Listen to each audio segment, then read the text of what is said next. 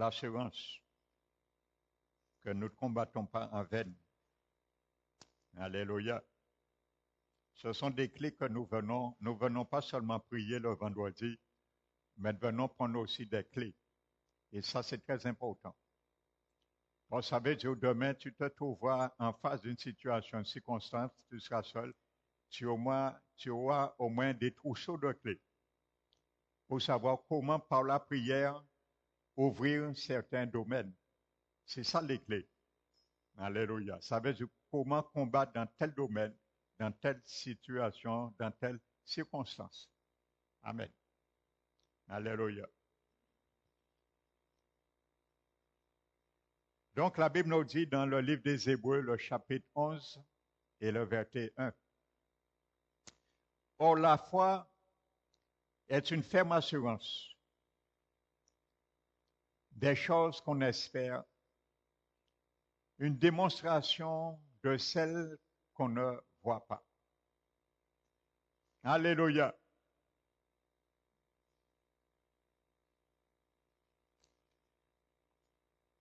Donc, dans ce verset, le mot qui est traduit par assurance vient du mot grec hypostasis. Amen.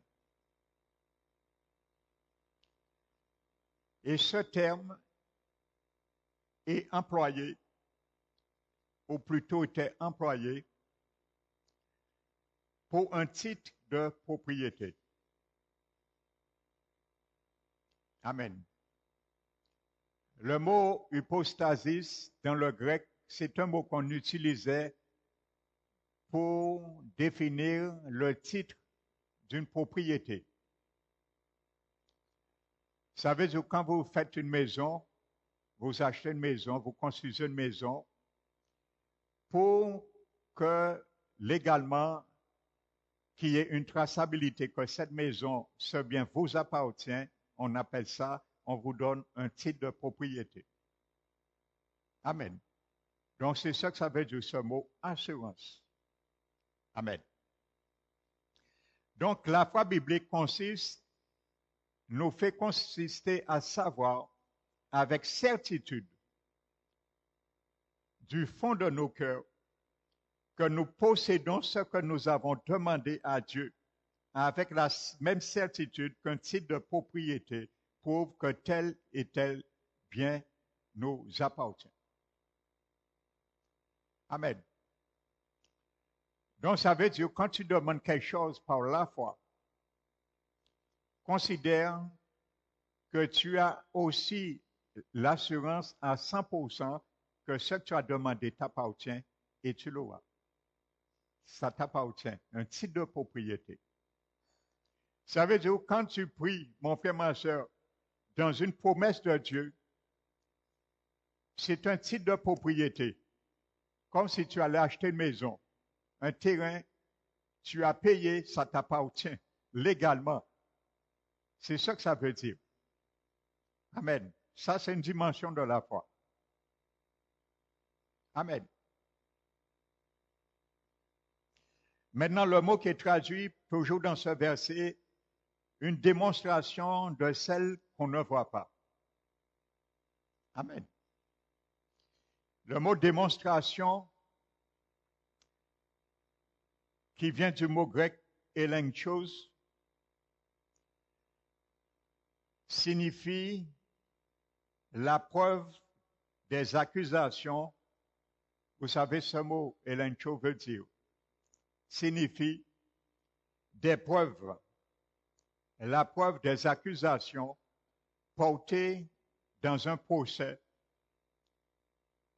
une preuve assez convaincante pour permettre de parvenir à un verdict sûr. Ça veut dire, lorsqu'il y a un procès au tribunal, on demande des témoins fiables pour construire une preuve, un verdict sûr et certain. Amen. Donc, c'est ça que ça veut dire ce mot elencho en grec qui est traduit par démonstration. Ça veut dire que la parole de Dieu, non seulement quand tu demandes quelque chose, c'est un titre de propriété, ça t'appartient. Donc, si l'ennemi l'a pris, tu as droit de le réclamer. J'ai droit de le réclamer parce que c'est un titre de propriété. Vous savez, si vous avez acheté une propriété, vous l'avez laissée en friche pendant un certain temps, et après des années, vous venez et vous voyez quelqu'un qui a exploité ce terrain. Vous pouvez lui dire avec autorité de sortir de mon terrain parce que j'ai le titre de propriété. Donc, c'est votre devoir, mon devoir, d'arracher le terrain dans la main de l'exploiteur. Amen. Et le mot démonstration, ça veut dire que Dieu a démontré avec des preuves, des témoins sûrs, authentiques, que ce qu'il a dit, que ce sont des preuves à conviction pour porter et définir un verdict comme dans un tribunal. Amen. Ça veut dire, par ta foi, tu peux plaider devant le tribunal céleste une audience, demander une audience devant l'ennemi qui réclame tes biens. Alléluia. Donc Dieu démontre par sa parole. Je prends un exemple très simple pour bien montrer cela. Jésus guérissait des gens qui avaient des pertes de sang.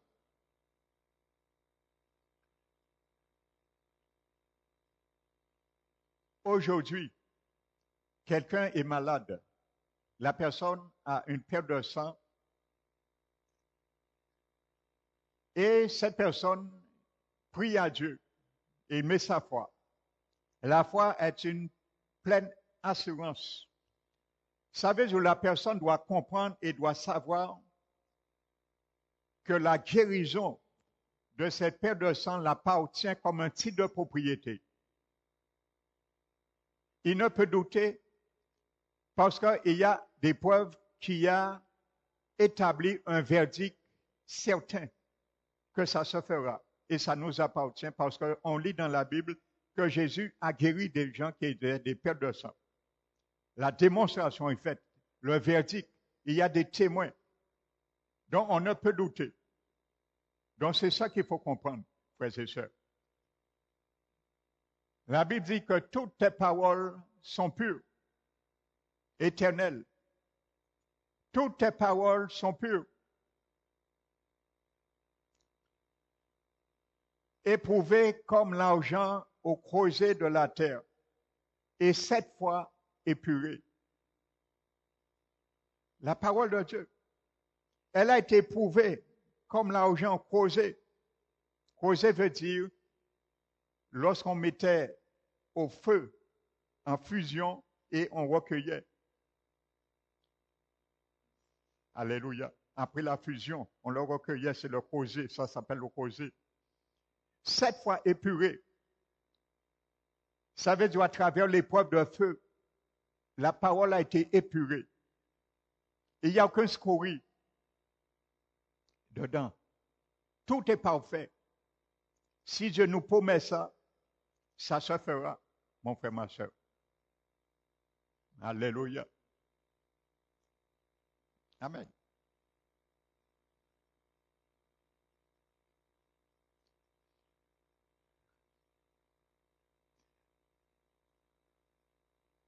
Donc voilà, frères et sœurs. Donc ça veut dire, si tu as l'assurance solide et profonde que tu verras la personne pour laquelle tu pries, son salut, recevoir son salut, cette personne sera sauvée. Si tu ne doutes pas, ça se fera. Amen. Et ne nous laissons pas intimider, ni par les circonstances, parce que nos yeux physiques, bien souvent, nous trompent. Amen.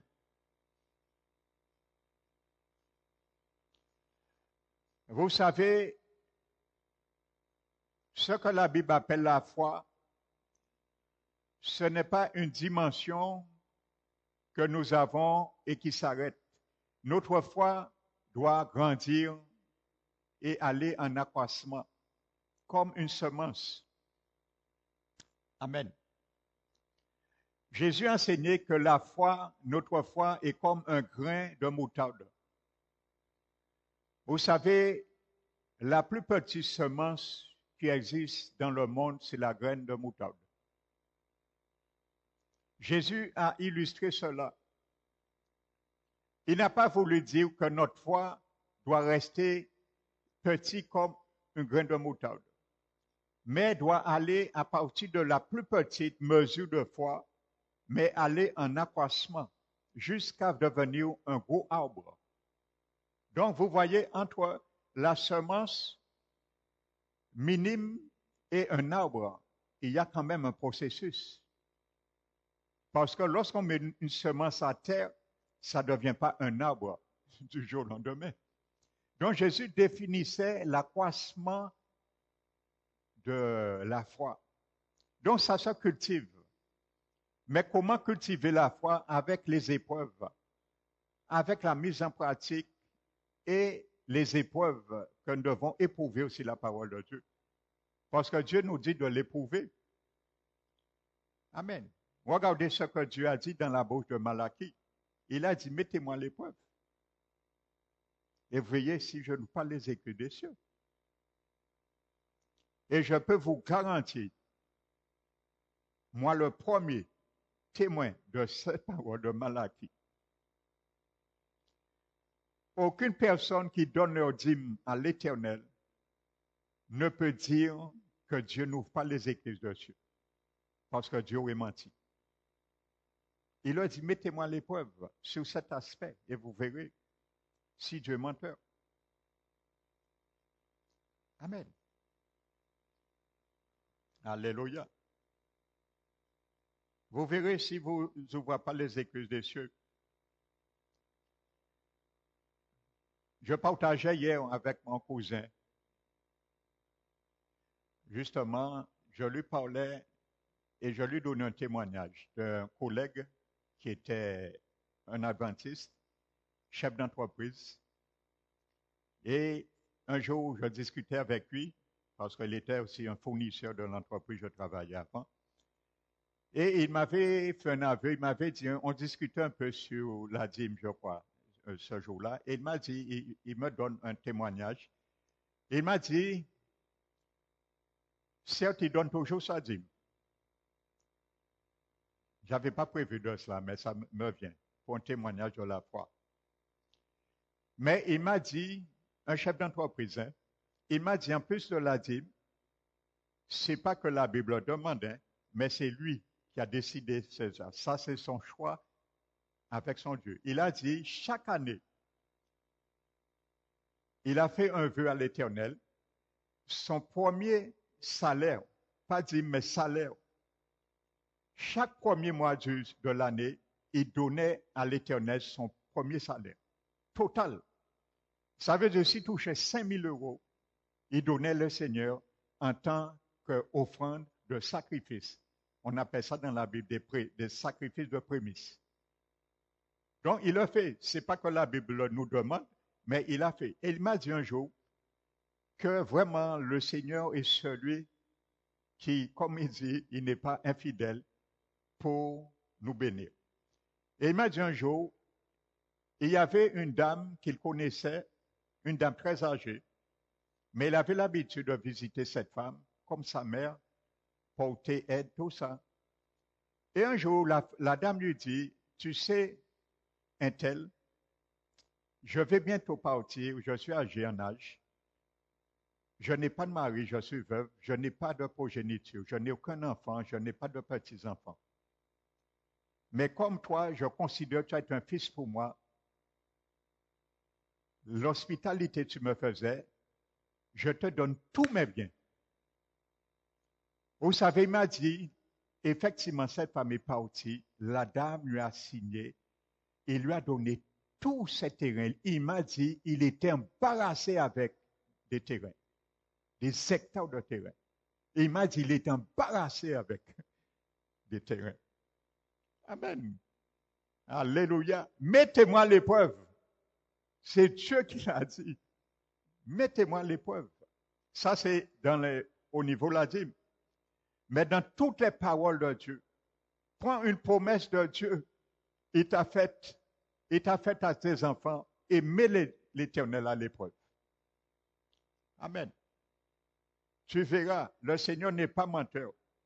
Moi, j'ai l'occasion de lui mettre à l'épreuve sur Malachie. Et je peux vous dire, le Seigneur est fidèle dans sa parole. Alléluia. Donc, je continue. Romains 12, verset 3, frères et sœurs. La Bible dit que chacun de nous avons reçu une mesure de foi. Vous savez, dans ce verset, le mot qui est traduit par mesure de foi, c'est le mot métron. Et le mot métron signifie une portion limitée. Mon frère, ma soeur, quand tu viens au Seigneur, Jésus commence à mettre en toi, dans ton cœur, dans ton esprit, une portion mesurée, ou plutôt limitée. Amen. Donc c'est ça le grain de sénébré. Mais maintenant, c'est toi qui dois développer cela pour la ramener comme un arbre. Alléluia.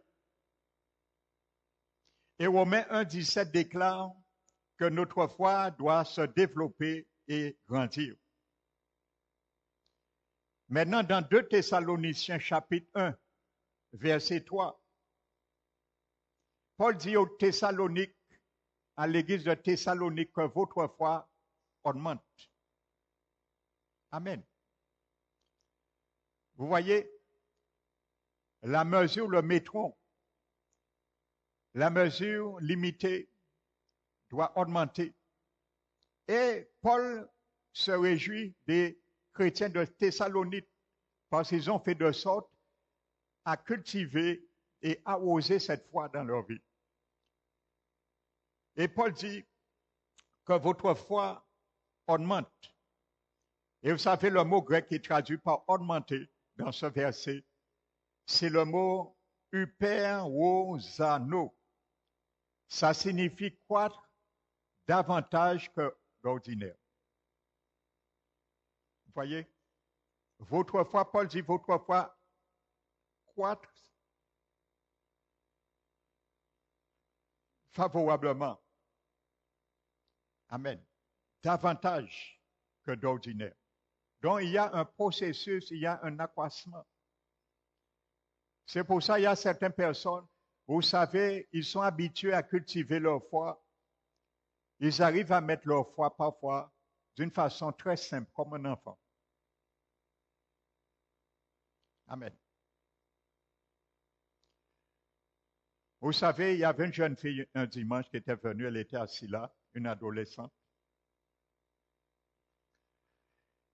Et c'est une sœur chez nous qui l'avait emmenée. C'est la première fois qu'elle venait à l'église. Et je me rappelle, pendant que je prêchais, j'ai vu qu'elle pleurait. Alors je me suis dit en moi que probablement le Seigneur est en train de la toucher. Et quand le culte est terminé, j'ai été la saluer et je lui ai dit, tu sais, est-ce que ça va? J'ai vu que tu pleurais.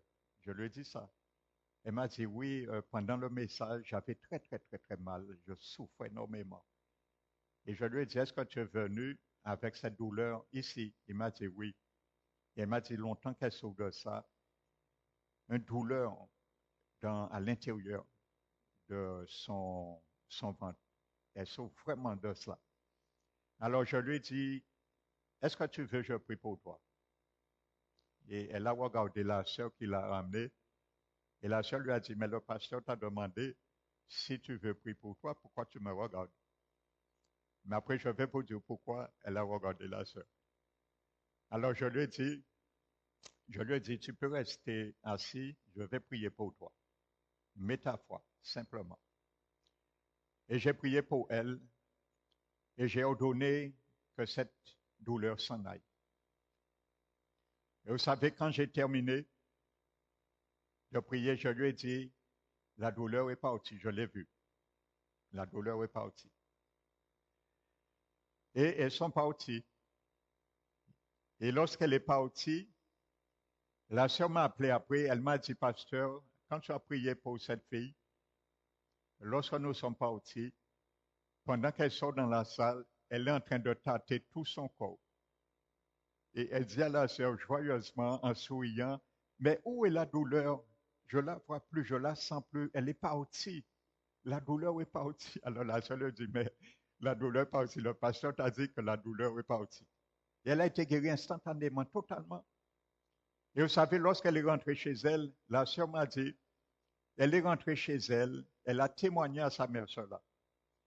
Et elle a dit, lorsque je lui ai demandé si je peux prier pour elle, elle a regardé la sœur parce qu'elle a dit à sa maman, c'est pas compliqué comme chez nous les catholiques. Parce qu'elle a dit, elle pensait que j'aurais prié comme les catholiques. Ça veut dire, on fait Vierge Marie, un tas de choses et qui durent des choses, toutes sortes de choses. Et elle a pensé, c'est cela. Et elle a dit à sa mère que la prière a été simple et j'étais guéri. Elle a témoigné cela à sa mère. Alléluia. Donc, frères et sœurs, le Seigneur, c'est celui qui donne la foi et qui l'amène à la perfection. Le livre des Hébreux nous le dit. Jésus est le consommateur de la foi. Il suscite la foi, mais qui l'amène aussi à la perfection. Donc, il nous donne une mesure, mais avec les promesses, il nous permet de cultiver cette foi pour l'amener à la perfection, pour venir comme un grand arbre. Amen. Arrivé un jour, peut-être tu vas commencer à prier pour quelqu'un qui a un rhume, mais après des années de foi, d'exercice de foi, tu vas arriver un jour à dire quelqu'un qui manque une jambe, au nom de Jésus, reçois ta jambe. Et la jambe pousse. Alléluia. Amen. Vous ne croyez pas ces miracles? Et il y a ces genres de miracles sont déjà faits de nos siècles. On appelle ça des miracles créateurs. Dieu donne un membre à celui qui manque. Alléluia. J'ai beaucoup de témoignages de vrais miracles comme ça. Je vais vous donner un. C'est pour vous fortifier. Quand tu pries pour quelqu'un. Nous allons encore prier ce soir pour nos enfants. Amen. Crois que les promesses vont s'accomplir dans leur vie. Alléluia. Vous savez, il y avait un jour un jeune homme de 20 ans, mais il était d'origine allemande. Et il s'est converti et il a demandé le baptême d'eau. Et le jour du baptême d'eau, mais c'est un homme qui était né avec son orbite gauche, qui n'avait pas d'œil. Il est né comme ça, avec cette infirmité. Il lui manquait un œil dans l'orbite gauche. Il n'avait pas d'œil. L'orbite était vide. Et vous savez, le jour de son baptême, Dieu l'a surpris. Mais ça, c'est un cadeau que Dieu lui a fait. C'est pour parler de miracle créateur. Et lorsqu'il est venu, on l'a immergé dans l'eau. Lorsqu'il est sorti dans l'eau, à la stupéfaction de tout le monde, il a eu son œil. Il est sorti dans l'eau avec ses deux yeux. Dieu lui a donné un œil du ciel. Rappelez-vous le message, le témoignage que je vous ai dit d'un pasteur qu'il est allé là. Jésus lui a montré un entrepôt au ciel. Il y a des yeux, il y a des cœurs, il y a des poumons, il y a des doigts, il y a des jambes. Pour ceux qui manquent. Mais Jésus a dit, je ne trouve pas de foi sur la terre parmi mon peuple pour dévider cet entrepôt. Alléluia. Jésus t'invite ce soir, mon frère, ma soeur, à rentrer dans l'entrepôt par la foi. Il m'invite à faire venir quelque chose. et donner à quelqu'un qui manque. Alléluia. Ça, c'est une dimension de la foi. Amen. Alléluia. Donc, je ferme la parenthèse sur les témoignages. Parce que si c'est pour donner, il y a tellement donné de témoignages, c'est incroyable.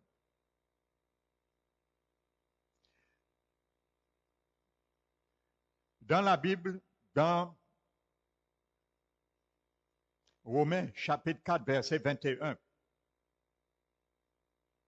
nous allons le lire et ensuite nous allons prier.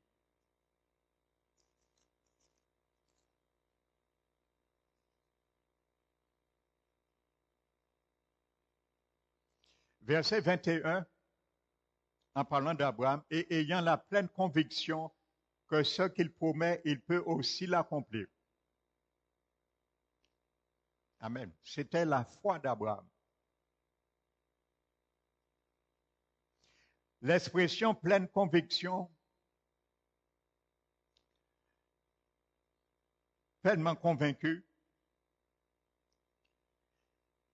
vient du grec plérophoreo. Et ce mot est une combinaison de deux mots. Le premier mot pléros, qui signifie rempli, et le deuxième mot phéro, qui signifie porter. Lorsqu'on réunit ces deux mots dans le grec, ça signifie littéralement amener à une pleine mesure. Je vous ai donné le mot métron tout à l'heure que Paul parle. Une petite mesure. Maintenant, ramener à pleine mesure. Vous voyez? Et c'est toujours le même narrateur, auteur qui parle de cela, l'apôtre Paul. Et il parle toujours de la foi. Donc, voyez, ce mot veut dire que Abraham, le premier jour que Dieu lui a parlé, il n'a pas cru vraiment tout de suite, à 100%. Si nous lisons l'histoire d'Abraham, nous voyons à un moment donné, il a été parfois indécis, ainsi de suite. La preuve, Dieu lui a dit que tu auras un enfant de la promesse. Il a devancé Dieu. Il a été fait un enfant qui n'est pas de la promesse, Ismaël. Donc, il a quand même douté. Donc, c'est pour cela, en parlant d'Abraham, vous voyez, la Bible dit que sa foi est devenue, à un moment donné, à une pleine mesure. Alléluia. Quand tu es jeune converti, nous comprenons au début, nous sommes indécis parfois, mais nous arrivons à un moment à l'homme état fait, notre foi d'être fondée sur la parole de Dieu. Quoi qu'on nous dit, qui est vague, tempête, le Seigneur nous a fait une promesse, nous restons fermes sur cette promesse. Et nous restons debout sur cette promesse. Et nous attendons. Alléluia. Je vais me parler de cela sur le message que je porte dimanche. Alléluia. Amené à une pleine mesure. Donc, autrement dit, Abraham commença avec une petite mesure de foi qui alla en grandissant jusqu'à devenir une pleine mesure, comme cela est dit. Alléluia. Frères et sœurs. Et il y a tellement de clés dans la foi, frères et sœurs. C'est pour ça, chaque vendredi, je vous donne un petit clé pour apprendre à ouvrir les portes des situations. Amen.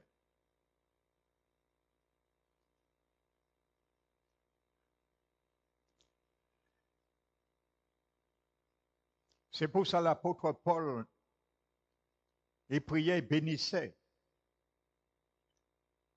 afin parce qu'il croyait vraiment à la bénédiction. Et nous devons croire à la bénédiction. Parce que la bénédiction, les paroles de bénédiction nous proclamons vont se réaliser à cause de notre foi. Si nous ne croyons pas, ce n'est pas la peine de prononcer des bénédictions. Amen. ça servira à rien si nous-mêmes doutons. Parce que je comprends parfois, nous avons peur d'une chose. Vous savez, il y a des situations qui sentent mauvais, ça veut dire c'est perdu, ça perdure. Et parfois nous disons, bon, il n'y a plus rien à faire. Bien que nous savons tout est possible par Dieu, mais nous disons nous-mêmes, il y a une petite voix d'incrédulité en nous qui dit, il y a quand même rien à faire. Mais il y a une voix qui est plus haute que cette petite voix qui dit, mais je peux tout. Et tu peux tout aussi par celui qui te fortifie, Jésus-Christ. Amen. Mais nous avons peur comme Marie et Marthe, les sœurs de Lazare. Ils avaient peur de l'odeur de la mort. Vous savez pourquoi je le dis? Parce que quand Jésus les a dit, roulez la pierre, ils ont dit à Jésus, mais Lazare sent déjà. Ils avaient peur de l'odeur de la mort. Ils ne voulaient pas respirer cette odeur. Parce que pourquoi ils ont dit à Jésus qu'il sent déjà? Vous savez, lorsqu'on va rouler la pierre Jésus, on va sentir cette mauvaise odeur. Donc, nous ne devons pas avoir peur de l'odeur de la mort dans les situations de nos enfants, dans les situations de nos petits-enfants. Parce que Jésus, lui, n'avait pas peur de l'odeur de la mort. Il a dit d'ôter la pierre. Donc, si Jésus, tu dois être ferme. Quand une voix te dit c'est impossible, tu dis non. Si Jésus, mon Seigneur qui vit en moi, n'a pas peur de l'odeur de la mort, je dois faire comme lui. Je ne dois pas avoir peur de l'odeur de la mort. Je dois rouler la pierre. Afin que mes enfants, leur situation sorte dans la grotte. Alléluia. C'est nous à retirer nos enfants dans la grotte par la prière. C'est nous à retirer nos petits-enfants dans la grotte. Mais si nous avons peur de l'odeur de la mort, leur situation est morte, il n'y a pas de vie, il n'y a plus rien à faire. Si nous avons peur de cette odeur, nous n'allons jamais rouler la pierre. Je m'explique, savez, nous n'allons jamais prier pour la situation. Parce que nous sommes convaincus, rouler pierre là et laisser, c'est même butin. Laisser la pierre devant la grotte, Seigneur Jésus, ça sent. Il est déjà en décomposition. Et retirer la pierre, c'est l'odeur, la même odeur nous allons sentir. Alléluia. Mais quand tu roules la pierre, à ce moment, les oreilles de tes enfants peuvent entendre Jésus. Donc tu roules la pierre et c'est Jésus qui parle. Ce soir, nous allons prier. Nous allons rouler la pierre et nous allons laisser Jésus parler à leurs oreilles. Amen. Parce que ce n'est pas les sœurs qui ont dit à Lazare, sors. Eux, ils ont roulé la pierre. C'était leur part. Ta part, ma part, par la prière, c'est rouler la pierre. Mais la part de Jésus, c'est lui qui va parler pour eux. C'est Jésus qui va parler aux situations dans leur vie pour les faire sortir. Et c'est Jésus qui va les faire entendre. Alléluia. Les paroles que tu vas prononcer, Jésus va les prendre et il va les ramener pour que tes enfants, tes petits-enfants puissent entendre. Et sortir dans la grotte. Parce que tu es en train de rouler la pierre. Alléluia. Alors ce soir, je te pose une question. Dans les situations se trouvent, dans les grottes se trouvent tes enfants, tes petits-enfants. Veux-tu les rester là, dans cette hauteur mortifère, ou rouler la pierre? Et même si ça tend mauvais, mais sans cette odeur, mais roule la pierre quand même. Alors je crois que tu optes pour rouler la pierre. Alléluia, c'est mon choix ce soir. Je pense que c'est ton choix, mon frère, ma soeur. Si tu es là, je crois que c'est ton choix. Même si ça sent mauvais, en nous rouler wash là. Qu'on dit chanson là, rouler wash là, rouler wash là. Amen. Nous allons rouler wash là, au soir là. Alléluia. Et nous allons tirer situation à Timounando, petit Timounando, donc grotte. Et il y a divers grottes. Je ne sais pas si c'est grotte de la drogue, grotte de la cigarette, grotte de l'alcool, grotte du sexe, grotte de la désobéissance. Mais grotte, toute grotte n'y en a. Alléluia. Mais ce qui fait la différence, c'est la manière dont tu roules la roche. la pierre. Nous allons le rouler ce soir. Nous allons nous mettre debout, frères et sœurs. Et nous allons prier encore. Alléluia. C'est un moment favorable. Le Seigneur m'a mis à cœur pour arroser les bénédictions sur nos enfants. Dieu a dit à Aaron, c'est ainsi que tu déposeras sur tes enfants mes paroles et moi je les bénirai. Alléluia. Alors nous allons laisser encore la main de l'Éternel les bénir ce soir encore. Merci Seigneur. Nous allons prier avec autorité, assurance. Alléluia. C'est notre assurance qui va permettre que nous faisons cette démonstration avec assurance que ce que nous allons dire, l'Éternel cherchera à les exécuter. Merci Père éternel. Nous nous humilions devant toi. Nous nous accordons avec ta parole.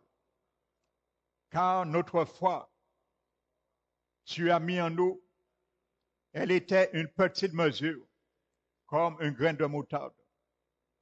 Mais nous voulons l'amener, Seigneur, à avoir un développement comme Abraham un jour, Seigneur. Merci, Père éternel. Nous remettons, Seigneur, nos enfants, petits-enfants, devant toi ce soir, car nous voulons qu'ils soient l'objet de nos paroles de bénédiction. Afin aucune parole de bénédiction, nous allons faire monter, déposer sur leur vie, ne se perd. Nous nous humilions devant toi, Seigneur. Comme Paul l'avait demandé un jour à ses fils spirituels, ses enfants spirituels, nous te demandons aussi, Seigneur, mes enfants, mes petits-enfants, que l'Éternel, le Dieu de notre Seigneur Jésus, le Père de gloire, te donne ce soir un esprit de sagesse et de révélation, afin que tu connaisses la connaissance du Seigneur Jésus. Toutes sortes de manières. Nous te bénissons. Je te bénis ce soir, mes enfants, petits-enfants, que l'Éternel te fasse savoir, au nom de Jésus, l'espérance qui est attachée à son appel. Alors je prie ce soir pour toi, afin que tu reçoives cela de la part de l'Éternel, que tu puisses savoir, mes enfants, petits-enfants, la richesse glorieuse de ton héritage, car Dieu l'a réservé à tous les saints, afin que tu deviennes un saint aussi, celui qui soit sanctifié à tous égards, et que tu rentres aussi dans ces richesses glorieuses. Ton héritage, c'est de reconnaître le Seigneur comme ton Sauveur et Seigneur. Je te bénis de cette parole, que ce soit ton héritage, mes enfants, mes petits-enfants, afin que ton héritage soit la crainte de l'Éternel, soit la sagesse de l'Éternel qui est en toi, qui agit en toi, qui te conduit. Merci également, afin aussi qu'ils mettent la foi en toi, afin que tu crois, et que par cette croyance, par cette foi, l'infinie grandeur de sa puissance puisse se manifester avec efficacité dans ta vie, mes enfants, dans ta vie, mes petits-enfants, car elle est déployée en Jésus-Christ. Lorsque Dieu le Père, elle a ressuscité des morts et il a fait assis dans les lieux célestes, au-dessus de tout trône, dignité, domination, puissance, non qui puisse être nommé dans ce siècle présent, mais dans le siècle à venir. Alors Jésus, cette force sera déployée en toi, car la résurrection de Jésus, c'est pour cela je proclame la résurrection de Jésus qui ramène tout ce qui est mort dans ta vie à la vie, car Jésus n'a pas peur de la mort et il a vaincu la mort. Alors au nom de Jésus, toute pierre qui est devant ta grotte, mes enfants, mes petits-enfants, je roule ces pierres par la foi que l'Éternel a mis, afin que ces promesses s'accomplissent dans ta vie. Je prie ce soir, ma parole de bénédiction, mes enfants, petits-enfants, que vous sortez dans ces grottes, les grottes de l'ennemi, les grottes de la mort spirituelle, les grottes de la stérilité, les grottes du monde, de la perdition, des grottes, des mauvaises fréquentations de ce monde pervers qui se meurt, les grottes de la convoitise des yeux, de l'orgueil de la vie, des convoitises de la chair. Ce sont des grottes qui t'enferment, mes enfants, petits-enfants, les grottes de l'échec. Au nom de Jésus, je te bénis, car je roule la pierre, afin que tu sortes dans ces grottes. Les grottes, au nom de Jésus, je me tiens ce soir devant la grotte, afin que le Seigneur Jésus puisse te parler. Nous prions, Seigneur, Seigneur Jésus, tu as parlé comme tu as parlé à Lazare, et tu as crié d'une voix forte avec autorité. Lorsque la pierre a été roulée, tu as dit, Lazare, sort. Alors, Seigneur Jésus, puis-tu dire ce soir que mes enfants sortent dans leur situation qui les tient captifs, Seigneur. Seigneur Jésus, puis-tu dire que mes petits-enfants sortent dans les grottes où ils se trouvent, Seigneur, dans les situations qui les tiennent captifs. Au nom de Jésus-Christ de Nazareth, que mes enfants sortent, que la foi de l'Éternel retentit dans mon cœur également, afin que tu sois une autre personne, tu deviennes une autre personne, que tu deviennes une autre personne. Au nom de Jésus-Christ de Nazareth, Père éternel, merci mon Dieu, que tu puisses, Seigneur, éliminer les yeux de leur cœur, afin, Seigneur, qu'ils puissent comprendre et savoir ces choses, Seigneur, qu'ils le voient, Seigneur, illumine les yeux de leur cœur. Il y avait un jour, Seigneur, l'armée syrienne, ils sont descendus, entourés, où était le prophète Élisée, avec son armée à Dothan. Ils sont venus avec, Seigneur, des chars, des troupes et des chevaux. Ils sont venus le soir, la nuit. Tu nous montres, Seigneur, que l'ennemi, c'est la nuit. Il tient captif dans les ténèbres, dans les séjours des ténèbres, l'obscurité.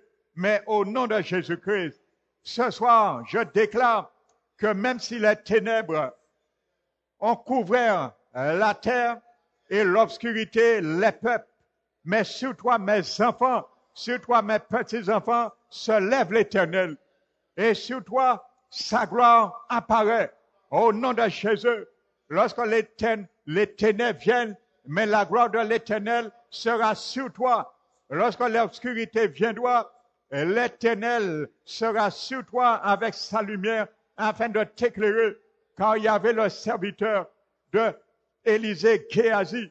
Il s'est levé très bon matin, afin, Seigneur, que la lumière triomphe des ténèbres. Et il a regardé, il a vu cela, mais il a été troublé dans son âme.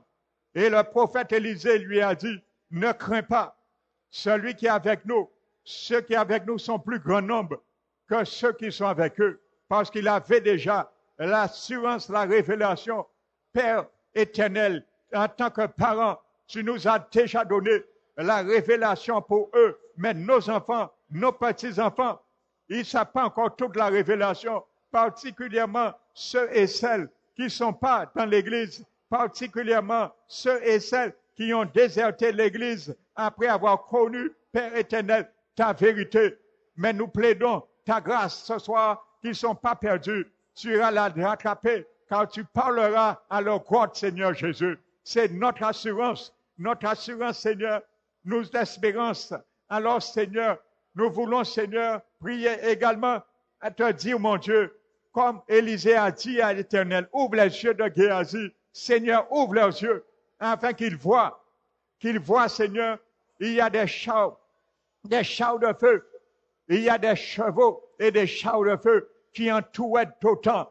Alors, Seigneur Jésus, nous te prions également, puisses-tu ouvrir les yeux de nos enfants, les yeux de nos petits-enfants, afin qu'ils voient, Seigneur, les chars, afin qu'ils voient, Père éternel, les troupes de l'ennemi, les troupes des pièges du diable, à travers la sagesse que tu demandes et que tu rentres dans leur cœur, que ta sagesse soit imprimée dans leurs pensées, leur intelligence, afin qu'ils comprennent, Père éternel, qu'ils comprennent la vie, les jeux de la vie, Père éternel, qu'il y a la meilleure manière de vivre dans ce monde, Père, c'est d'être dans ton royaume. Ouvre leurs yeux, Seigneur, afin qu'ils voient, Seigneur, ces chars, afin qu'ils voient, Seigneur, ces troupes, Seigneur, qui les entourent chaque jour, afin qu'ils prennent des bonnes décisions, toujours prendre des bonnes décisions. C'est pour cela, Seigneur, nous prions pour eux, Père éternel, afin que tu combattes dans leur faiblesse, que tu combattes, Seigneur, pour eux, Seigneur. Nous prions, Seigneur, qu'ils ont toujours l'avantage, que tu aies toujours l'avantage, mes enfants, petits-enfants, la prééminence, Seigneur, présumative sur ces choses. Au nom de Jésus de Nazareth, Père éternel, c'est notre prière, afin, Père éternel, que toi, Seigneur, tu puisses venir à leur secours, Père éternel, car ta parole nous dit que tu te lèves, Père éternel, et tu mets en déroute leurs ennemis. Tu frappes, Seigneur, la joue de leurs ennemis adversaires, et tu casses, Seigneur, tu brises les dents des méchants. Alors, Père éternel, nous te demandons, Seigneur, puisses-tu briser, Seigneur, les dents de ces chevaux qui rôdent autour de nos enfants. Lève-toi, éternel, comme dit ta parole, puisses-tu briser les dents de ces chevaux afin qu'ils arrêtent à manger, à consommer les bénédictions de nos enfants, mes enfants, petits-enfants, que l'Éternel ce soir s'engage à casser, à briser les dents de ces chevaux pour prendre tes bénédictions afin qu'ils arrêtent de manger, d'engloutir tes bénédictions. Les bénédictions, lorsque tu étais enfermé dans les grottes de la désolation, au nom de Jésus, que ces pierres roulent, sortent maintenant et que les bénédictions te reviennent, mes enfants. Les bénédictions de l'Éternel que l'ennemi a pris, que l'Éternel se lève et brise les dents de ces chevaux, de ces chars qui retirent les roues de ces chars afin de les arrêter, poursuivre la bénédiction de nos enfants, nos petits-enfants. Je déclare ce soir, au nom de Jésus, mes enfants, mes petits-enfants, tu seras, à partir de ce soir, tu es un arbre, tu es un arbre, tu es un arbre planté près des courants d'eau, car tu seras heureux, car tu ne marcheras plus selon les conseils des méchants, car l'Éternel brise les dents des méchants, les esprits méchants dans les lieux célestes. Éternel, puisses-tu briser ce soir leurs dents, Éternel, afin qu'ils ne puissent point continuer à dévorer les bénédictions de nos enfants, nos petits-enfants, nos bien-aimés, de notre famille. Alors je déclare ce soir, mes enfants, mes petits-enfants, tu es heureux, car tu ne marcheras plus selon les conseils des méchants, mais tu seras heureux, parce que tu ne t'arrêteras plus sur la voie des pécheurs. Au nom de Jésus, je déclare, tu seras heureux, car tu ne t'arrêteras plus sur la marche des pécheurs, sur la route des pécheurs, et tu ne t'assieras plus en compagnie des moqueurs. Alors sois heureux, mon fils, sois heureux, mes enfants, sois heureux, mes petits-enfants, mais que tu tourneras au nom de Jésus, tu trouveras la joie dans les promesses de Dieu, dans la parole de Dieu. Tu trouveras la joie dans la promesse de Dieu, dans les paroles de Dieu. Alors c'est ta joie je fais cette joie pour toi ce soir, mes enfants, petits-enfants. Tu trouveras ton bonheur dans la parole de Dieu en les méditant jour et nuit. Alors, je bénis, ces paroles te bénissent ce soir, mes enfants, mes petits-enfants. Tu trouveras ton bonheur, ta joie dans les paroles de Dieu, dans la loi de Dieu, Père éternel. Il y a plusieurs lois. Paul a vu, Seigneur, il y a la loi de l'entendement, il y a la loi du péché en lui, mais il y a aussi la loi de l'esprit de vie en Jésus-Christ, Seigneur. Enfin, Père éternel, c'est ma prière, Seigneur, en méditant ta loi, Seigneur, jour et nuit, que la loi de l'esprit de vie puisse pénétrer leur vie. L'Esprit Saint, Seigneur, puisse pénétrer leur vie. Enfin, Seigneur, qu'ils puissent arriver à faire une percée pour résister et surmonter la loi du péché et de la mort qui les conduit dans ces mauvaises voies. Je prie ce soir, Seigneur, que cette loi soit imprimée en eux, que cette loi rentre en eux, car tu as dit, Seigneur, ils béniront, ils seront bénis en méditant la parole de Dieu et en les méditant jour et nuit. Que ce soit ton partage, mes enfants, que ce soit ton partage, mes petits-enfants, et tu seras planté comme un arbre dans les courants d'eau. Alors, je déclare ce soir, mes enfants, petits-enfants, tu es cet arbre planté près du courant d'eau. Le courant d'eau, c'est Jésus. Tu es planté près d'un courant d'eau. Je te plante ce soir près le courant d'eau qui est Jésus, le courant de la vie éternelle, le courant de la bénédiction, le courant de la succès, des réussites à tous égards. Tu es un arbre, tu es cet arbre planté, mes enfants, mes petits-enfants, près de ce courant d'eau. Je le déclare pour toi. Reçois cette bénédiction au nom de Jésus de Nazareth. Et que tu porteras ton fruit en ta saison. Il n'y a aucune saison qui va t'empêcher de porter du fruit. Je le déclare, mes enfants, petits-enfants, que ce soit ton portage, tu vas porter du fruit en ta saison, qu'il pleuve, qu'il neige, qu'il fait chaud, qu'il fait froid, qu'il y a tempête, orage, cyclone, tu porteras du fruit en sa saison. Au nom de Jésus, nul ne t'empêchera de porter du fruit, car tu es heureux. À partir de maintenant, tu ne marcheras plus en compagnie des méchants, dans la voie des pécheurs, et tu ne marcheras point selon les voies des méchants, et tu n'assiras plus en compagnie des moqueurs. Je le déclare, afin que les choses chantent, qu'il y ait un renversement, car la main de l'Éternel accompagne toute cette parole, et l'Éternel mettra son sceau sur ces paroles, afin qu'ils s'accomplissent dans ta vie. Alors je me réjouis ce soir de toutes ces paroles qui vont s'accomplir dans ta vie. Tu seras un arbre dont tes feuilles ne flétriront point. Tu flétriras point. Au nom de Jésus, l'ennemi qui a essayé de te flétrir, au nom de Jésus, tes feuilles seront verdoyantes. Reçois la verdoyance de cet arbre, de la vie de Jésus, quand tu vas puiser dans la vie de Jésus. Tu vas puiser dans sa source et tes vers. Tes feuilles seront verdoyantes. Au nom de Jésus, où tu n'as pas brillé, le moment est venu, mes enfants, mes petits-enfants, pour briller devant le monde, pour briller devant les établissements scolaires, pour briller devant la nation, pour briller dans l'église, pour briller dans le voisinage. Tes feuilles seront verdoyantes. Au nom de Jésus de Nazareth, je le déclare pour ta bénédiction. Reçois-les, tes bénédictions. Au nom de Jésus de Nazareth, tout ce que tu feras, tu entreprendras, tu réussiras. La parole de Dieu le dit. Tout ce que tu feras sera réussi. Tu sortiras, tu réussiras. C'est Dieu qui l'a dit. Il a dit, si tu es heureux et tu ne marches pas selon les compagnies des moqueurs, alors tu seras ce qui est marqué dans la Bible. Alors je le déclare pour toi. Au nom de Jésus de Nazareth, tout ce que tu entreprendras, tu réussiras avec tes mains.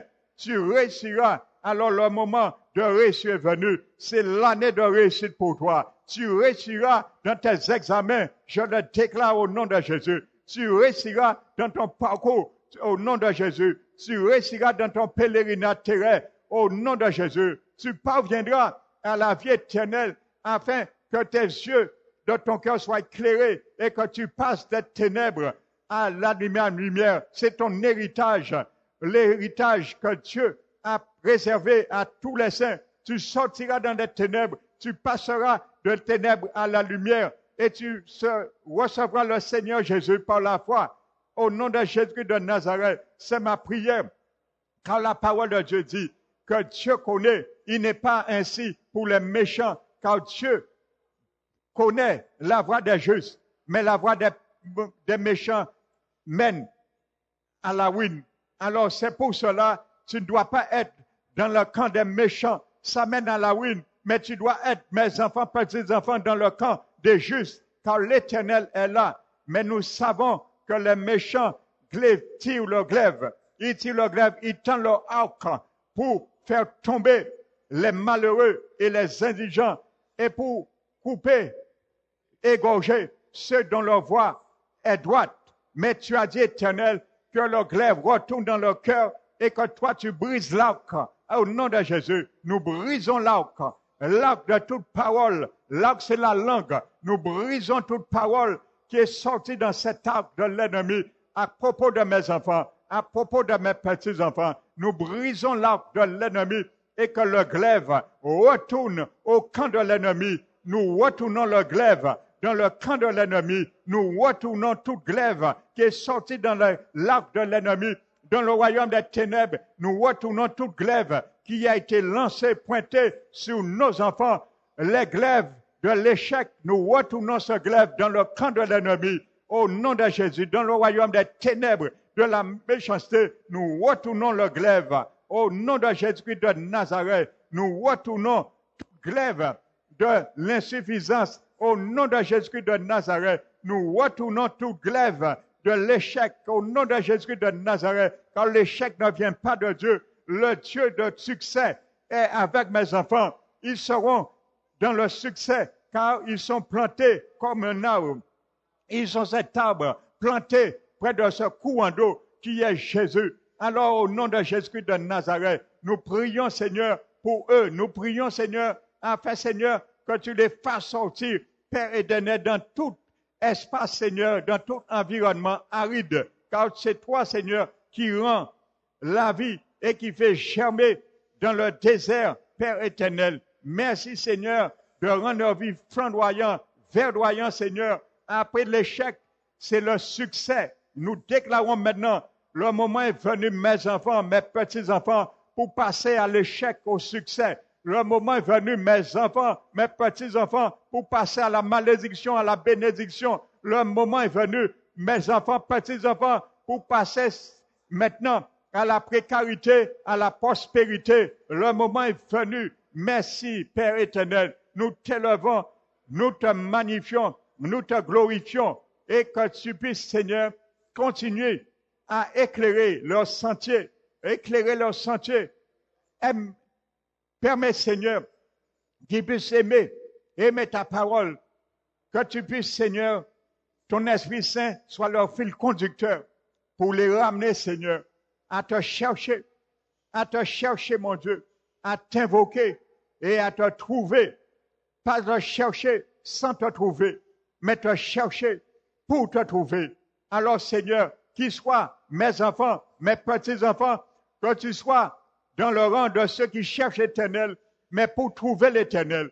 Que tu sois dans le rang de ceux qui cherchent l'Éternel, mais pour trouver l'Éternel. Ne sois pas dans le camp de ceux qui cherchent l'Éternel, mais qui ne le trouvent pas. Mais sois dans le camp. Mes enfants, petits-enfants, je te mets dans le camp, dans le sentier, dans le lot de ceux qui cherchent l'Éternel, mais qui trouvent l'Éternel. Merci, Seigneur, de les tendre la main. Tends-les la main, Seigneur. Relève-les, Seigneur. Notre prière n'a pas été pour nos enfants, petits-enfants seulement, mais pour nos jeunes, pour tous nos jeunes de l'Église. Nos jeunes, Seigneur, nous prions pour eux, ceux qui ont déserté l'Église. Nous ne savons pas ce qu'ils sont devenus, mais toi, tu sais.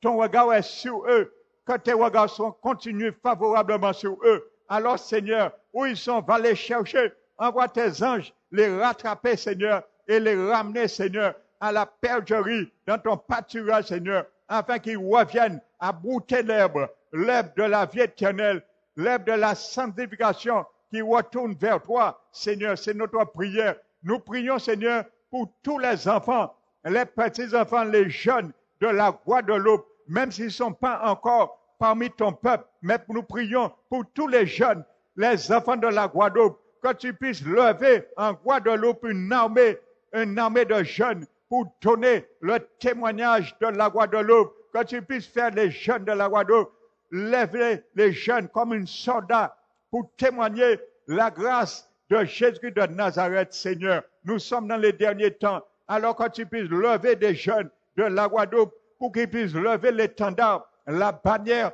de Jésus, l'étendard qui est notre Seigneur Jésus. Jésus, notre bannière, au nom de Jésus de Nazareth. Merci Seigneur.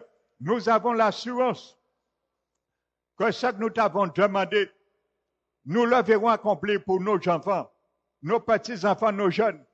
Quand ta parole nous dit, la foi est une ferme assurance des choses qu'on espère, une démonstration de celles qu'on ne voit pas. Alors nous savons que tu étais là. Nous avons roulé la pierre. Et toi, Seigneur Jésus, tu as parlé à leurs oreilles. Tu continueras à parler à leurs oreilles afin d'éveiller leurs oreilles chaque matin, comme tu éveilles, et pour qu'ils écoutent, comme écoute un disciple. Tu vas exercer leur langue afin, Seigneur, qu'il arrive à porter une parole pour soutenir ceux qui sont fragiles, ceux qui sont affaiblis. C'est notre prière pour nos enfants. C'est notre prière pour nos petits-enfants. C'est notre prière pour les jeunes. C'est notre prière pour notre famille. C'est notre prière pour la Guadeloupe. C'est notre prière pour les églises en Guadeloupe. Alors donne gloire à ton nom. Donne gloire à ton nom, Seigneur. Et lève-toi, Seigneur. Disperse les ennemis. Disperse leurs ennemis. Les ennemis qui les a mis dans une grotte. Maintenant, Seigneur, nous avons roulé la pierre et ils sont sortis. Nous remettons la pierre devant la tombe, devant cette grotte, afin, Père, qu'ils ne rentrent plus jamais dans ces grottes. Nous te prions, Père, les grottes que nous avons fait nos enfants, petits-enfants sortir, nous mettons la pierre. Puisses-tu t'engager, Seigneur Jésus, d'envoyer des anges, garder ces grottes, afin qu'ils ne puissent point rentrer de nouveau dans ces grottes. Merci, mon Dieu. Nous te remercions, te bénissons, Père, au nom de Jésus-Christ. Alléluia. Amen.